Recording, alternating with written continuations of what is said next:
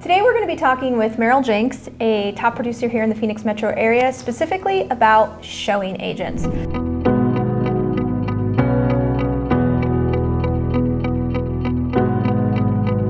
So Merrill, first of all, what is a showing agent? A showing agent is someone who helps show homes to your clients, when you can't, when you can't or don't want to be the one showing the house every single time. How long have you been utilizing showing agents in your personal business? 2 or 3 years. 2 or 3 years? Uh-huh. Okay. And kind of what led you to the point where you said, you know what, I've got so many showings and I think it makes sense for me to hire someone else to show some of these properties. At what point in your career did it come to that? Well, I know there were a number of times even before I hired my own dedicated showing agent where I was having to, offer to pay people to show houses because I was double booked all the time. I really, especially with how hot the market has been lately, I always felt that it was super important to help get my clients into homes that they wanted to see very fast. I've always treated real estate like a service industry, and I did not want my clients to be like, okay, we've got to get into this house today. Of course they're busy too, right? It's not like our clients are all just sitting around all day waiting to see a house. They're only available to see it today at 5 o'clock, and I've got another appointment scheduled at that time. Okay. And I want to be able to deliver that high level service to them. So oftentimes I was paying other agents to show houses for me anyway. And ultimately I wanted to control the experience better, have a dedicated person so that I could make sure that, they were getting the quality service that I wanted, and eventually decided to hire a dedicated person for it.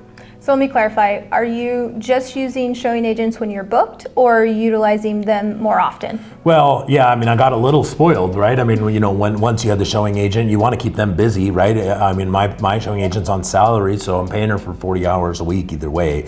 So I want to get her out there as often as possible. So yeah, oftentimes I might just be sitting at home and I still send my showing agent, right? Okay. It depends on the client as well. For me, I want to make sure that I've got an established relationship with the client. So hopefully I've met them a couple times and done a buyer consultation. And I don't necessarily send my showing agent out every single time. I don't want my clients to feel like I'm only pawning them off. So there's still a relationship. Actually, I want to talk about that. Okay. So one of the things that I get with a lot of coaching clients is they say, well, my clients only want to work with me. So how do you overcome the objection or the mindset of your client only wants to work with you, so you can't send someone else to show the property? Oh, it's really easy. You just tell the clients, hey, I want to make sure you guys get into this house really fast, and I'm booked and have a bunch of other appointments and other clients that I'm working with, and I want to make sure that you get the highest level service, so I'm sending someone else to open the door for you. But guess what? You're still working with me. Okay. I'm still going to be the one running the comps, writing the offer, negotiating the terms.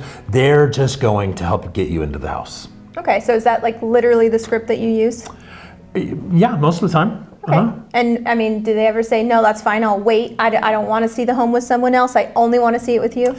I've had 1 or 2 clients who were, I think it was a gender preference issue, that didn't love it and wanted to wait for me to be available. But 99% of the time it has not been an issue. Okay, well, let's get a little bit tactical. So we know that there's a need for showing agents, especially if you're a solo agent. You might want to start thinking about leveraging your time a little bit more. Or if you're a solo agent and you're just kind of getting started, your transaction coordinator has to be, your first assistant could do double as this. Yes. Maybe you're not doing enough business to hire a transaction coordinator and a showing agent and a marketing person, but you hire that first assistant, make sure they're licensed, and make sure they've got the whatever technology they're going to be able to need to open the lock boxes. So how do they find that showing agent?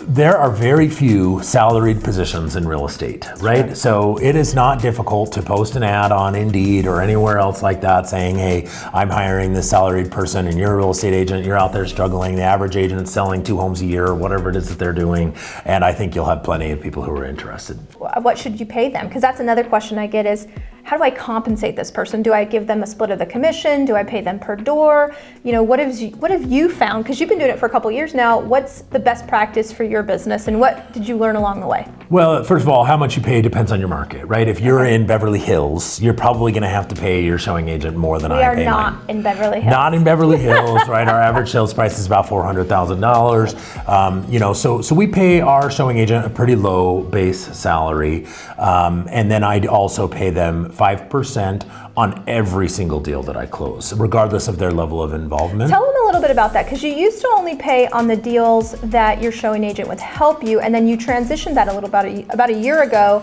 So what brought that on? Yeah, I initially would pay them 10% on any deal that they were involved on. So if you helped show that client a home 1 time or 10 times or anything like that, they would get 10%. Well, what ended up happening with that is, let's say there was a client that I had pretty much done all the work on, and then they were 2 days before closing and we were scheduling the final walkthrough, and it got to a position where I didn't want to send the showing agent because I didn't want to give up 10% just for the final walkthrough. So I ended up going on appointments that would have been perfect for the showing agent to do. So I decided, you know what, instead of just separating what she is involved in and not involved in, I'm just gonna pay her 5% on everything. Plus, I really liked that it would give me the flexibility of hiring a second showing agent eventually, without still never giving up more than 10% of all my commissions. Okay. And there's other models, right? I mean, that's how we've done it. I've seen some that are just all salary. I've seen some that are, no salary and more all bonus. Commission. But I don't know that an all commission deal would work. I'm not a fan of all commission for a showing agent. For several reasons. I think the ideal candidate for a showing agent is probably not some top producing real estate agent, right? If I'm a top producing real estate agent, I'm gonna be all commission anyway. Why do I wanna be your showing agent? I'm gonna go out and earn the commissions on my own. Or I'm gonna figure out what your secret sauce is, and then I'm gonna go do it on my own. I wanted someone who I felt like would stick with me long term. Okay, so you were looking for somebody that, that's kind of what I want to close with is, what are the characteristics that you would look for in a showing agent? Someone who is friendly and dependable and on time. I am so hardcore about timeliness. It is a huge issue for me. If you're not on time to stuff, forget it. It's not gonna work ever. So you better be on time to stuff. You gotta be friendly, but you don't necessarily, in my opinion, you don't need to be some outgoing. I'm not asking my showing agent to go out and prospect and find business. I just need them to go show homes, be friendly with people, be able to explain to them what's on the plano, and be dependable and availability. I need the showing agent to be available on the weekends. If you're not available to show homes for me on Sunday, well, I want to take Sunday off. So it doesn't do me any good to have a showing agent that's also not available on Sunday. Yeah. At the end of the day, look at your business and see if there's an opportunity to leverage or partner with somebody. A showing agent is a great model to free up some of your time and to just have more coverage in the busy seasons. If you have any questions about that, feel free to drop Merrill an email at merrill@bighelpergroup.com, and thanks for watching.